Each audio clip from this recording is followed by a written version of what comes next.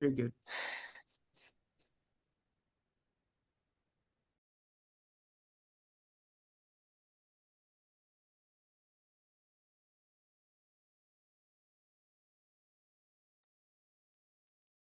Do you want to share your slide deck? Yeah, sure.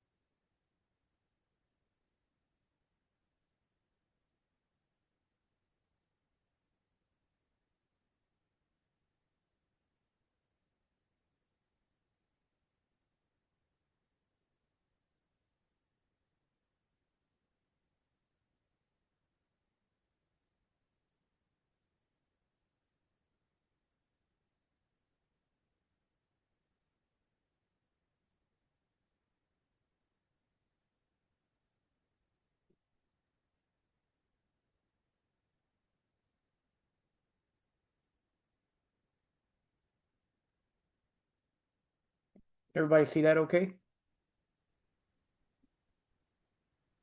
Yeah, we see the whole thing.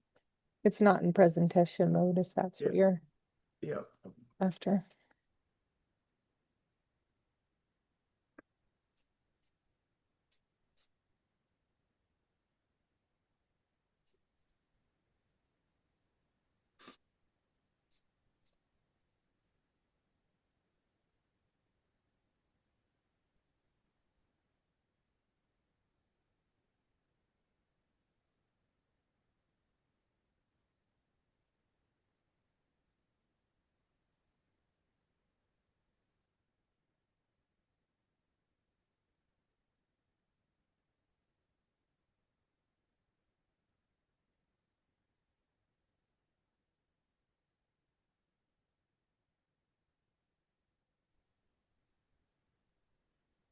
There you go.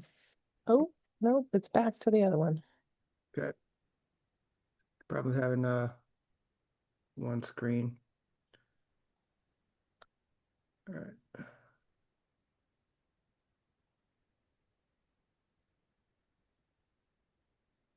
There you go.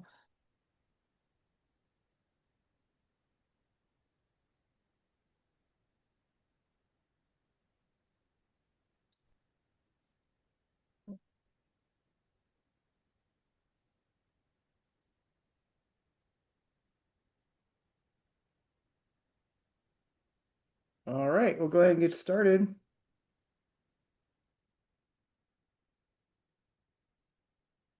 Welcome everybody.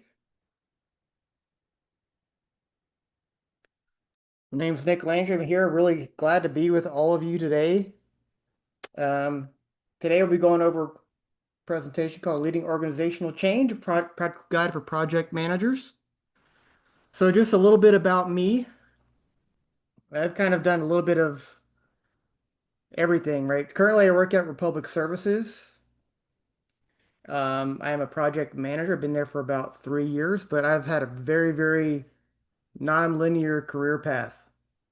So I was in the Navy for 12 years, and if I were to put that to any kind of discipline, I did cryptology, but it was more like electrical engineering. I did two ships, four deployments in the Navy between 2001 to 2013. And kind of the first taste I ever got for projects was doing um these dry dock type maintenance cycles for ships. So when we took a ship and we actually put it like got it on dry land and put it in this big kind of like tunnel almost, and we had these big like maintenance availability periods where we'd go and kind of like gut the ship and redo everything. That was a huge project. So it's kind of like my first real like exposure to that kind of work. Then doing the cryptology side, I got into a lot of the technology stuff and the the type of work that I did like on land, not on the ship. Um, then eventually I got on with the governor's office here in Idaho in the budget office and became took some other financial positions within state government. Yeah, when I got to the tax commission, I was a chief financial officer there and also ran IT. And that's kind of really when I fell in love with doing this type of work. Doing, I did a lot of sponsorship, kind of some product owner type stuff. Really, really fun. I was there during the pandemic, so that was challenging. We rolled out a lot of programs, a lot of technology during that time to support the economy, actually. And then also when I got to our public services, I've been doing merger and acquisition type work the last couple of years, so the last few years, and I've learned a lot from that. Gotten a lot of battle scars from rolling out systems to acquired companies, and hopefully be sharing some of those experiences with you today.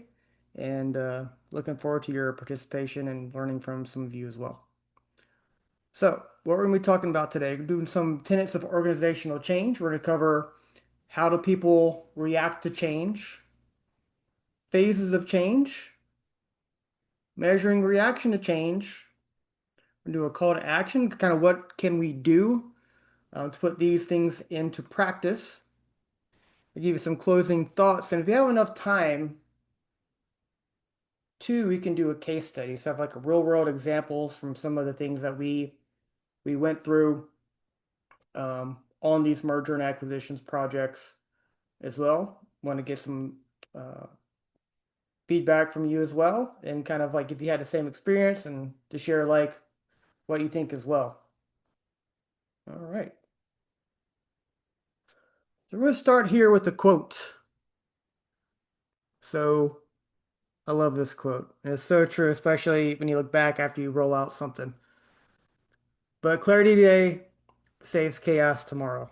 And I think really trying to make sure that you're aligned, knowing what's going on ahead of time, it'll really save you in the long run. All right. Some of the things that we're sharing today is kind of some things from ProSci. Other things are just kind of some other things that we've kind of picked up along the way. Right. But there's five fundamental tenets of organizational change. First one being is that we change for a reason, right? So companies just don't usually change just for the sake of change sake, right? There's be some business reason driving it, whether it's creating value, we're gonna be mitigating risk. We're gonna look at something kind of also like strategic or just kind of like um, business process improvement, things like that. But there's always gonna be a reason for it. I think organizations, particularly leadership, does a really good job in knowing and when they're driving, prioritizing projects to know why they are doing it. But I think that's kind of where a lot of times we have some issues, right? Some challenges. So what happens next is that this organizational change that happens, right? It also requires individual change, right? So it doesn't happen broader unless it happens at the individual level, right? And to get those outcomes, you need to have the individual change. And all change management is, it's just a framework. There's a few different really, really good ones to manage the people side of change. And then we're going to be talking about today is applying some of those change management principles to realize the benefits and get those desired outcomes of change. So some of you might be familiar with the ProSci stuff. There's another gentleman, he passed away a while back, but William Bridges, if anyone of you have heard of his stuff, really highly recommended that you check out some of his ideas on change management.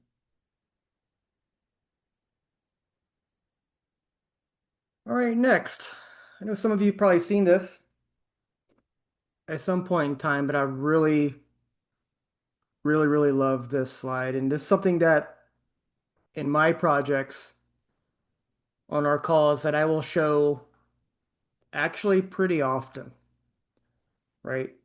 There's going to be there's a couple things at play usually, because usually, and we'll talk about it a little bit later, but on the PM side, it's really easy to be thinking about systems, processes, technology, right?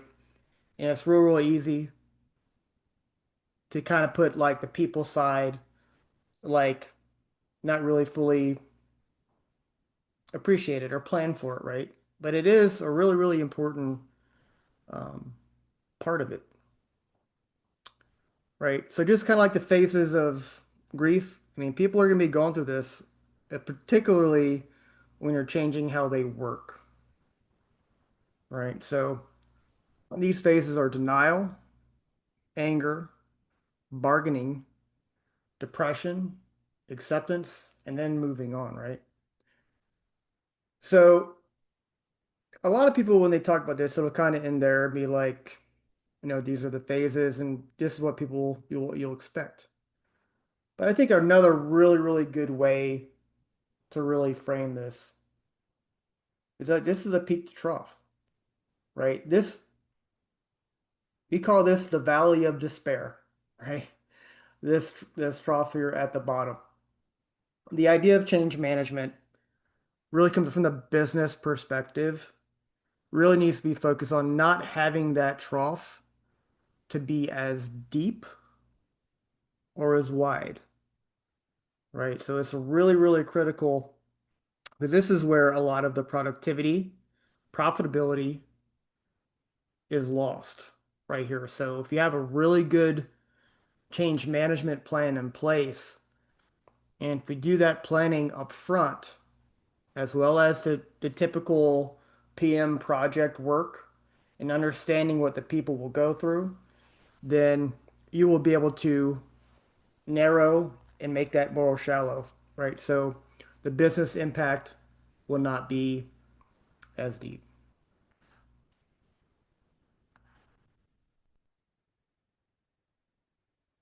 All right. So for you PMPs out there, I'm sure this will be on your test at some point. You've taken it in the somewhat, recent memory.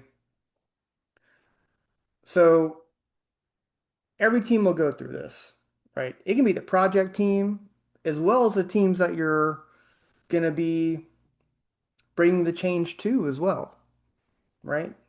So there would be an element of forming, storming, norming, performing, give or take, adjourning.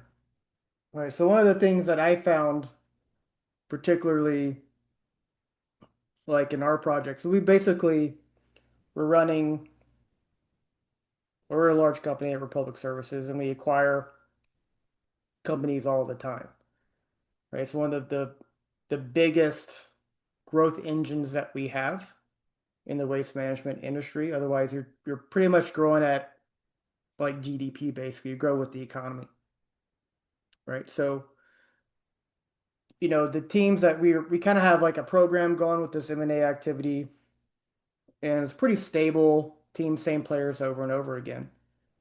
But other types of projects, you're going to have this element of this forming, storming, norming, perform. So we never really adjourned, basically, is what I'm saying. But as well as that curve, that grief curve, right? People will go through this as well, right? So I think it's something to keep in mind, whether it's your project team when you're doing this, because things are change for them too, right? And also there will be this same element as people adopt a new system, for an example, that there's a bit of this going on as well, right? So just think just that to keep in mind between the Tuckman stages and the Kubler-Ross curve applied to business change. It's just really good to keep in the back of your head.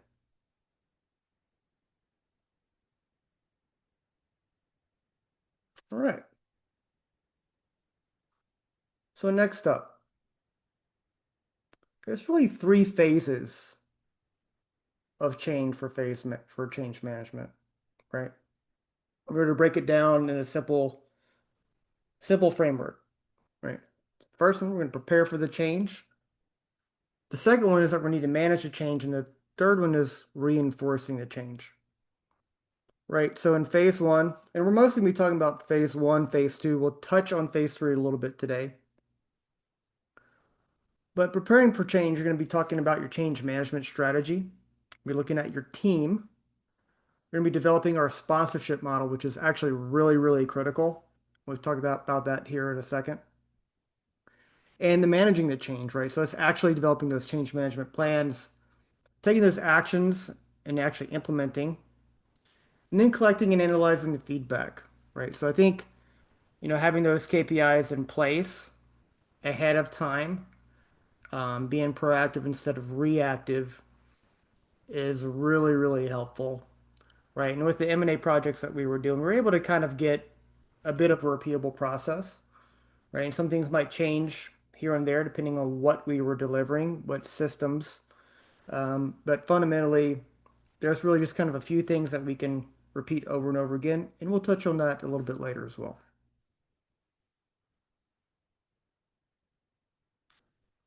All right, I think this is something that is really, really near and dear to my heart. I hope this strikes a chord with some of you as well. You know, one of the things that we've kind of encountered a lot, particularly with acquiring and delivering systems to, is, it's a lot for people to go through. Um, Usually most companies, they don't want to be acquired. A lot of the people there are very comfortable in what they're doing. There's not a lot of um, people have a lot of control. They have a lot of control over their job, what they do. They are experts in the process. They are subject matter experts that people come to in a system or how something works. And when that is disrupted, that's when folks go through those phases of change, right? And it gets very, very difficult for them to adapt to it.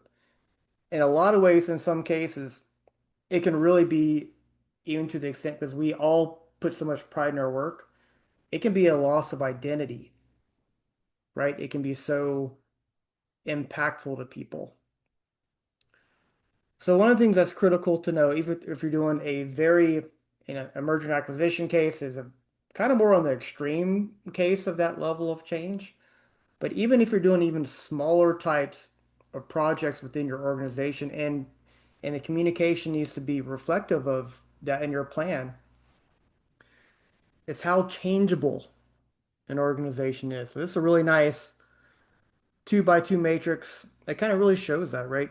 And needs to be planned for. And if sometimes this can be kind of hard to quantify, but also it's really important to try to know um, internally, like what a particular business unit or a company is capable of doing.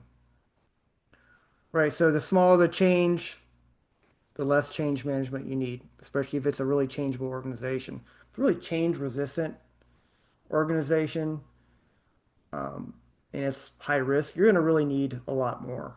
Right, so especially if it's a large disruptive change, especially, ERPs, far and away, very, very disruptive, very long projects. A lot of times they don't have the right people at the table to gather requirements and then it's rolled out.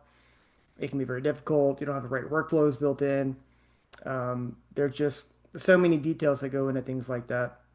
Um, that can be very disruptive, right? Or you can have something like a cyber project, example that we're doing now, is that we're kind of changing the mobile security, some of the security policies, right? You're also changing it's a hey, who moved my cheese type situation, right? So while lower risk, right? Trying to get ahead of it, making sure you have that good communication, be upfront, prepared, preparing people for change is really critical for your success. So anyway, before you actually do your plan, really, really assess how changeable your organization is. All right, moving on. Other things in phase one, right? So assessing the scope of the change, right? How big is it? Considering how many people are affected. Is it gradual or radical? If you're going to be doing, a big bang project, right? That's pretty, and it's large. That can be pretty radical, right? Especially if it's affecting hundreds or thousands of people, depending on the size of your organization, right? That will go into, hey, how changeable, or like what level of change management do I need, right? We already discussed talking about the readiness part. What is the culture? How they traditionally reacted to change, right? How they acted in the past will be a very good indicator of how they will react in the future, right? What is their history, right? One thing that we see, especially is even compared to like 10 years ago, like change fatigue. Like there's always something going on. There's always something being improved upon. All work is done for the most part in some sort of system, right? There's always improvements to that all the time, ongoing. And understanding where people are at and how much change is already in the pipeline, and how many people you have to do that work, is very, very important in that assessment. Then also address the strengths of your change management team. And here's where it gets a little difficult. A lot of companies that can fall to the PM, even if you're lucky to have like a matrix PM, like a PMO type deal. Some people play PMO by default. Um, in a lot of cases, that you don't have a change management team. You might have some people to help you with communications or whatever, but a pure change management team, that's actually pretty rare. Only kind of really more so big enterprises really have those types of resources. So what's to consider there is like, what do I need to make this change successful? Lastly, here we have the sponsorship model. And I have been very, very fortunate to work for some folks at pretty high levels of our company that are PMPs, have been doing projects for running portfolios for many, many years. A lot of this stuff that we're talking about today, I learned from them, to be honest. And having that sponsorship in place is one of the most important things you can do for successful large initiative, right? So especially when doing the merger and acquisition work, it can be very helpful to have somebody with that additional juice at the top to kind of move the needle for you, especially when people are balking at the change, right? Especially when they get in that denial or angry phase, right? I think that's really, really um, important to have that type of support. All right, I forgot what year it was, but there was a really, really good PMI article. Um, one of the one of the more like annual ones that they do about how sponsorship is consistently one of the most important successful factors for larger initiatives, and it's absolutely true. So, what do you need to succeed here, right? There's kind of really a few things that you can do depending on what type of project, what the scope is that you have out there, right? These are your levers. You can adjust the team, you can enhance your sponsorship, or reduce the amount of change that you're bringing us, or so you de-scope, right? So it depends on what's important to leadership, right? Looking at the project triangle. So I think it's really, really important things to keep in mind as you're going. Probably the best thing to do, what I've learned, if you can, if you're having a project that is more along the lines of having like, hey, we're gonna have some like champions or whatever. Um, Smaller that helps, but if you feel you need it, try to get that sponsorship of the person who's actually the sponsor to really be there to support it because they will be critical, right? And if you need that person, or even if it's one person, maybe even above that person to come in and communicate to the company or to the organization or to the that business unit how important this change is, that can really, really help make your project successful. Well, I think you probably added that too.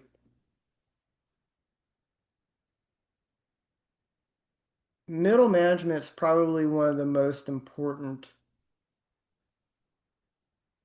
things, important layers of this to make sure that this change is successful. Just like anything else in an organization, the middle management is kind of really, they are that linchpin between strategy and tactical, right? For them to get on, have them on board, right, is one of the best things you can do as well, right? So I think pointing out those key players, those key stakeholders that can help people drink the Kool-Aid, absolutely critical. All right, going on to our checklist. So what do we need to communicate, right?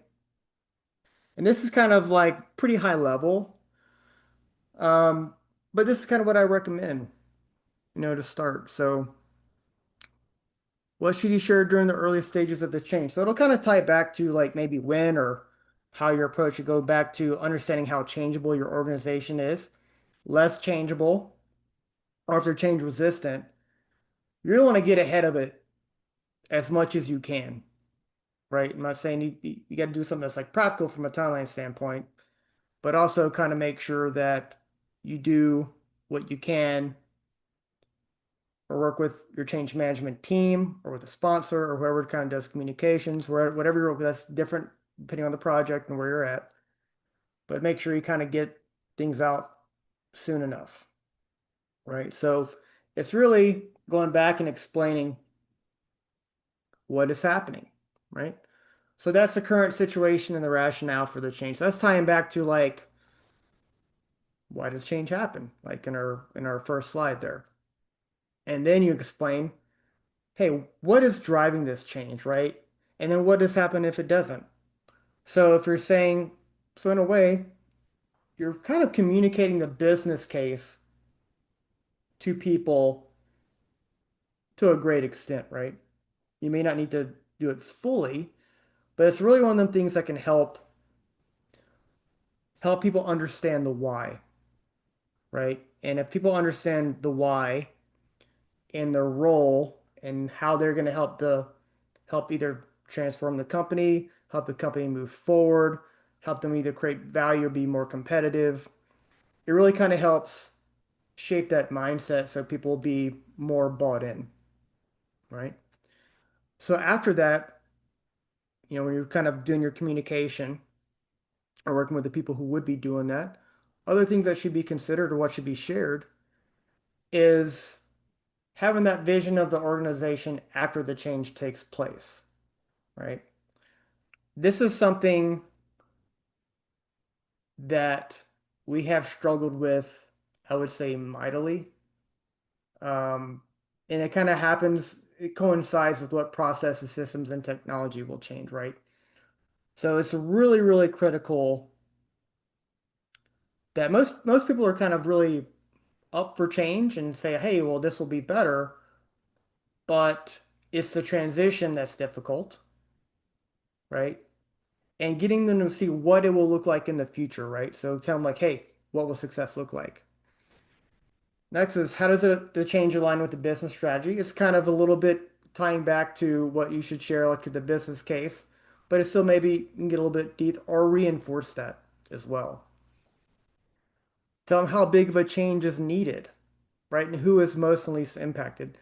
So for people to understand, like it's not sugar coated. It's like this will be a small, medium, or large change. And depending on the organization, what might be medium change in one organization might be large or might be small in another one, right? So that's why it's really great to kind of know what where the organization is at and just where they're at culturally, right? Also communicate the basics of what is changing and when it will and will not change. I think that's really important. Just like anything else, you're setting expectations. How will it impact them, right? This is the one thing that we typically harp on a lot. We say WIFM for short, but what's in it for me, right? As much as people will be company people, right, want to do right for the company, there's always an element of what's in it for me. Right? So you have to look at it from the employee perspective, right? And kind of frame that as well into your communication, right? So you'll be able to do your job better. You'll be able to engage with, deliver XYZ to customers better, right? As an example. And then next, and this kind of later, but procedures for getting training and help during the change, right? We've been very fortunate at our company that we have a team that's helped do that. We have a pretty repeatable process for doing training before go live, and they're having what we call hypercare to support a user runs typically 30 to 45 days past or until stable, whatever happens first. And then we'll kind of hand that over, transition over to like steady state support, right? But getting the procedures, training, help during the change, and we've had a very, very effective process for that. So maybe we touch on that for a second. We've kind of had this team that does that. We have training on SharePoint, um, and we have people do some training ahead of time. So I have some core training that's kind of self-paced. We put that out through Workday, just give people some ideas if it's relevant to you, and gives a foundation. So when our trainers come in, they have a little bit of a seed there that they can go have more of the training and maybe ask better questions. And then after that training is done, we'll do that typically 2 to 3 weeks prior to a rollout. And then we'll have that extended support after, and we'll do kind of like work hours like during the day. We'll have like a session in the morning, a session in the afternoon, like 2 hours each, where people can come in, pop in, ask questions. Also, they know kind of, hey, this is how you submit tickets and things like that. So a lot of documentation, a lot of infrastructure there to help the users as they go through this change. Right? All right, so phase three, right? There's a lot of different ways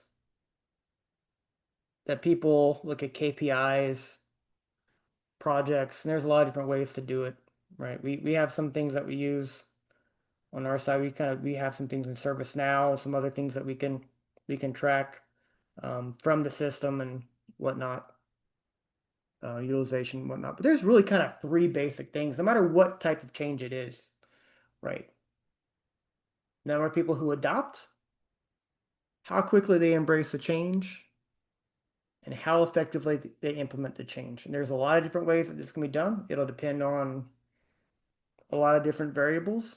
But if you're looking to get any type of measurables, right, this is the only three things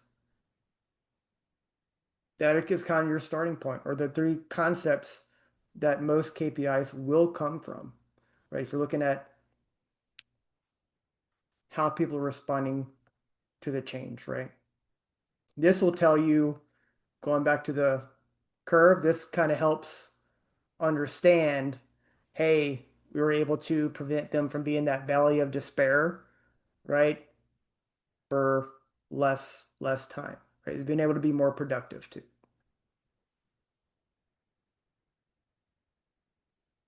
All right. Some actionable takeaways. Okay. So, first one here. When you walk away from this presentation, go back to your companies, what can you do? Right? So communicate the why, right?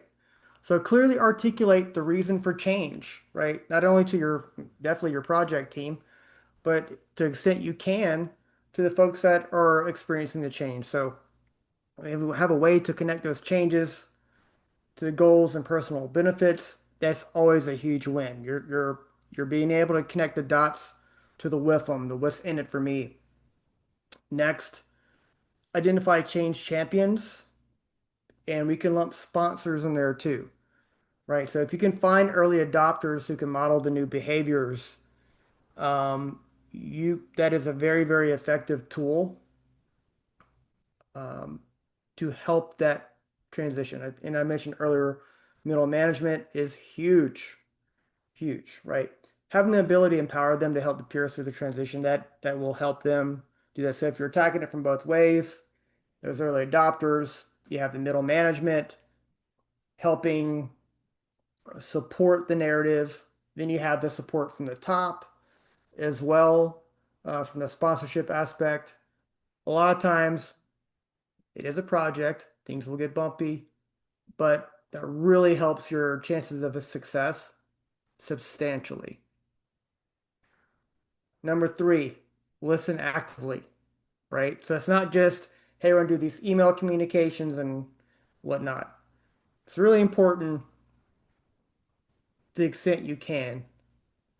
Always keep your ear to the ground, right? So listen actively. So knowing what people are saying, like that are getting the, or having the change imposed on them, basically.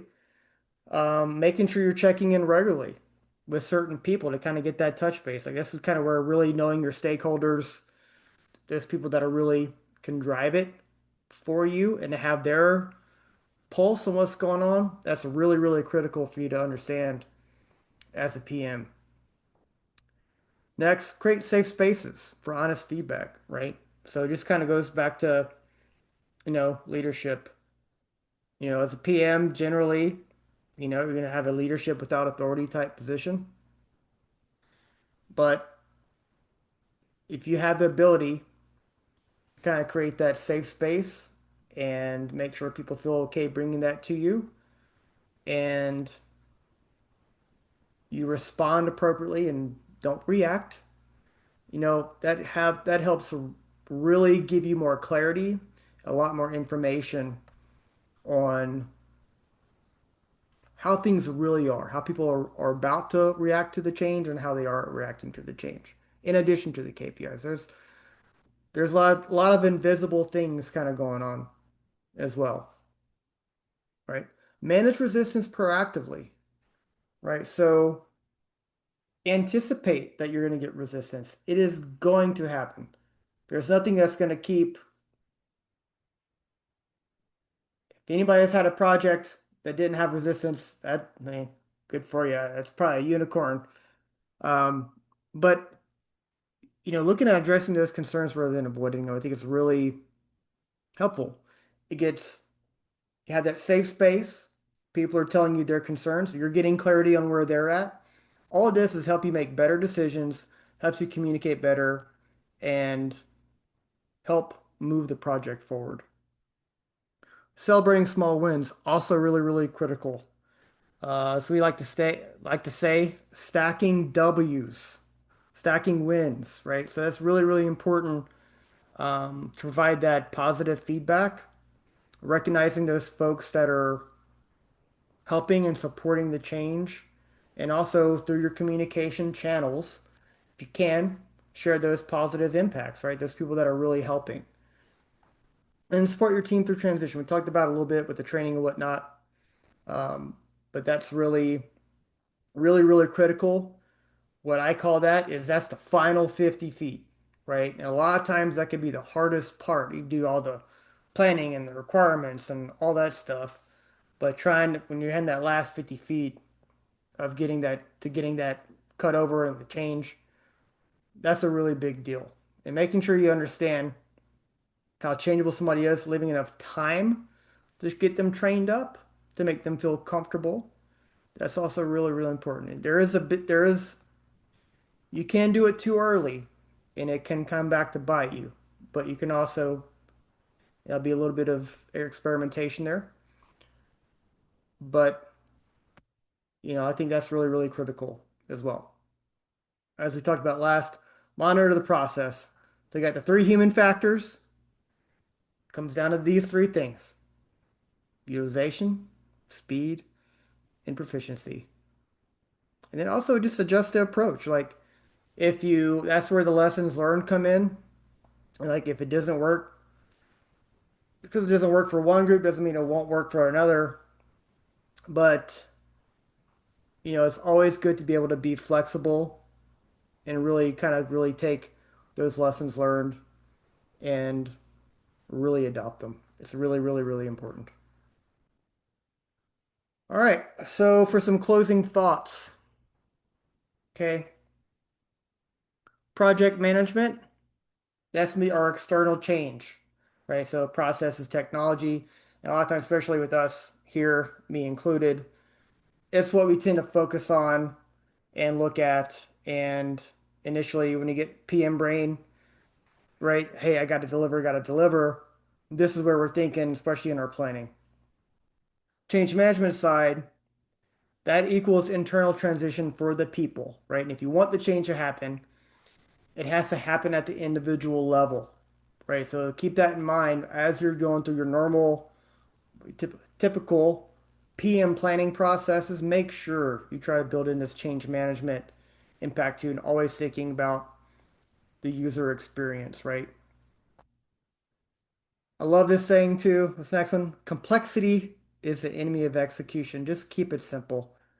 The more you can keep it simple for folks, absorbable, a lot of folks that they have their day jobs. They're trying to just keep the business running as best they can. They have their own performance things that they have to execute and keep in mind, right? Particularly, especially like salespeople, right? Or people like what called maybe production or revenue generating type folks, right? Keep it simple for them. And that really has to come out in your communications. Very clean, simple, concise, really, really critical um, for that to be successful. So manage the loss, not just a rollout. We touched on it a little bit earlier. I really need to harp on it. People will experience a loss of control, a loss of identity. This is a very big deal, right?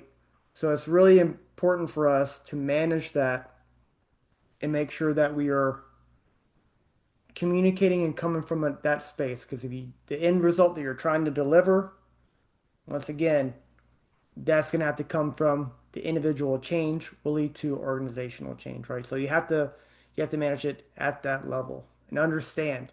That's why the what's in it for me is so important. Lastly, here is stabilize the chaos. Okay, old ways are gone. The new ways aren't fully working yet, and that's kind of where you're in that dangerous zone, right? So especially that 30 to 60 days past a new rollout, right? Those new habits haven't stuck yet, right? So do what you can. That comes with the training, that comes with the hypercare support, that comes with communication. It comes up with follow-ups with users and what having a feeling of their experience and communicating accordingly. And that's really also where those middle managers post go live come in and are just really a lifesaver that they can help kind of keep everything calm, particularly in a really big rollout. Really, really important. And reinforce the identity, make the change stick, right? You're going to do that by really looking at that support and also the management as well.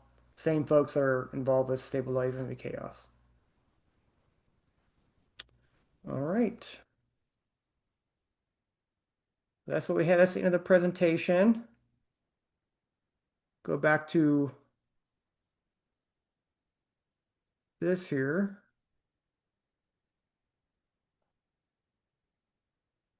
So I can see I'm working on one screen today.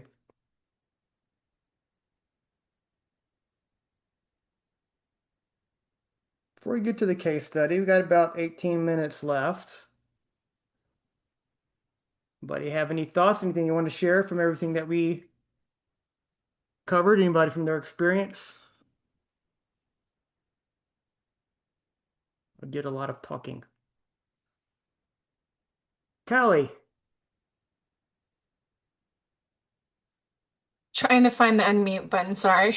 very good. Um, I work for a very heavy regulated company. It's Philips, and I work with a lot of people across 11 different global functions, and I find that when I'm managing change, like you said, it's an identity thing sometimes, but it's also I found that it's a lot of resistance due to the idea of you're taking control. Yep. I'm losing my autonomy. And it kind of resonated exactly what I do. I implement a lot of strategy changes when it comes to process improvements. So I thought this was all very informative and I really enjoyed the presentation, but it definitely hit home with that whole concept. I'm glad it was good for you. I appreciate it. Thanks for your feedback. Mhm. So what types of projects do you do would you like to elaborate? Yeah, so I work for the PMO office. They call me a project support officer, but I work with on the enterprise perspective. So I do a lot of resource capacity, resource planning, but I also implement changes in terms of how we manage that data and how we get that data. Hmm. I think it was like 2 or 3 years ago. I went from having 300 users in this tool that I use regularly. Some of you probably know it. Hopefully, I'm not the only one. We use Planisware, but we transitioned from a different tool into Planisware. And when we did that, we took it from about 5 different functions to then 11. On top of that, adding close to another 700 people into it. So some of the groups didn't enjoy that, and that took a lot of communicating with them and relating in a way that added value to them, like explaining that this is business goal, but at the same time, it can help you if you actually utilize the tool. That's a great point. Like scaling is so hard. You Yeah. know, it's kind of like I like to say it's like that teenager, the summer of when they turn 15 to 16, they go 3 or 4 inches and they're kind of wobbly, you Yeah, know. that's a great So way of explaining yeah, it. yeah, it's just kind of how it is. Even like really big like where I work at Republic, we got 40,000 people, right? Yeah. And so you still see it there, just scaling is hard. Yeah, with Philips, we have a bunch of BUs, and mine is strictly for one segment of the medical device. So we have a big group of people, but strictly for the ones that are utilizing the tool in our resource planning, it's within about 1,500 people, and only Wow. about 900 are actually using the tool. And I'm a one-man band, so when it comes to change, I really have to be strategic with it, but also know my audience at the same time. So for anybody who's new to that, and I think someone just posted in the comments that this is new to them, and you always have to know your audience. Like, understand how they're gonna present it in a way that you know it's gonna work, but at the same time, take into consideration how they might handle it. Everybody's different. Absolutely. Knowing who's in the room, knowing who can drive it is a big deal. How does sponsorship work for what you're doing? Is that play a big part to what you're doing? Yes, there was at one point where I didn't have a lot of sponsorship buy-in, and it was me pushing without authority, basically. And I did get a lot of, pushback saying I don't need to do this, it's a waste of time. But with our new leadership involved, there's a lot of sponsorship being pushed down and a lot of, what's the word? Accountability being pushed back onto those teams, implementing compliance regulations for them, explaining like this is important because of XYZ. And it helps when you have your VP and your senior R&D VP. pushing it down. That's been really good so far the last year, but not in the past 5 years I've been doing this. Right. Awesome. Thank you for sharing. Yeah, of course. Anybody else have another similar experience? Like to share? Speak up. Love to hear from you.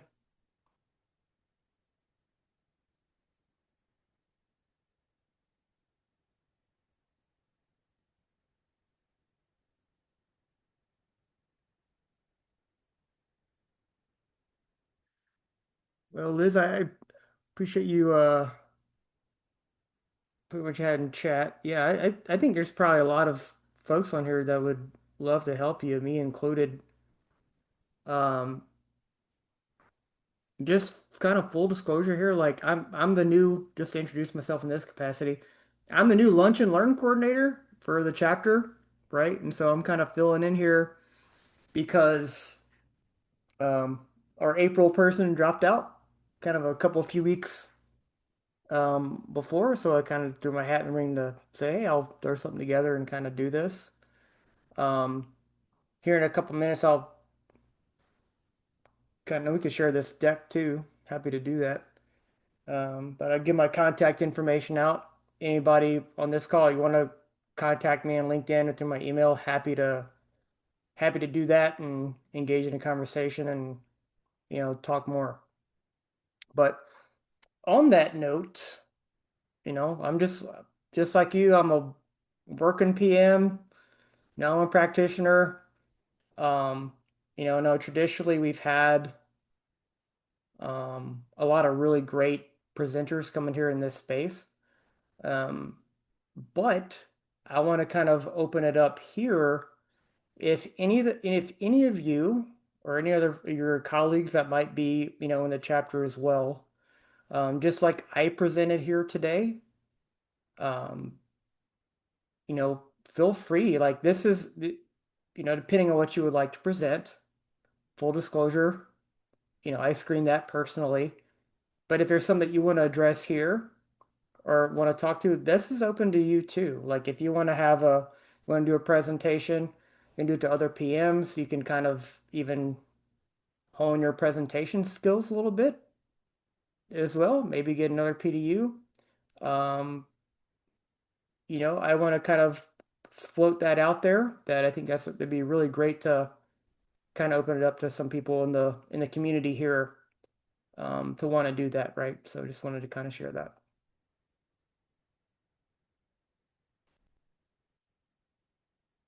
All right. I don't think we'll have enough time. I got 10 minutes to maybe go through it. Let me put my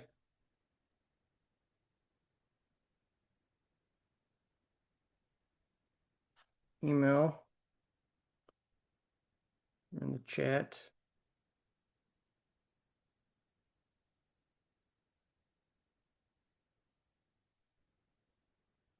and my LinkedIn. Seriously, I'm here. I'm in Meridian. Y'all want to connect? Hit me up. Are you going to be at the Friday event? I will. Awesome. Okay. Yeah. Well, Anybody nice else? plug for us. I was just This, about to Absolutely. say, if you're not, you definitely should be. yes, this Friday is our professional development day. You can still get tickets for it. I think at least for today and tomorrow. But yeah, lots of good speakers, lots of good networking. It's a fabulous event every year. Yeah, thanks, Dana. I was gonna mention that too. Thank you.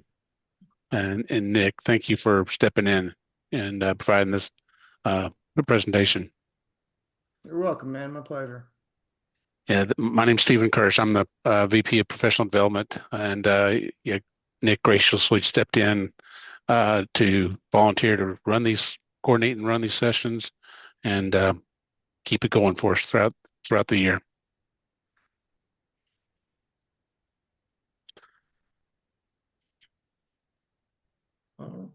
All right. So I put my email in there. I got my LinkedIn profile. So yeah, hit me up. I'll be there at Friday on the PDD Friday. Love to be there and talk to you and connect and just if you see me there, just come up and talk to me. So, and I'd love to have a chat.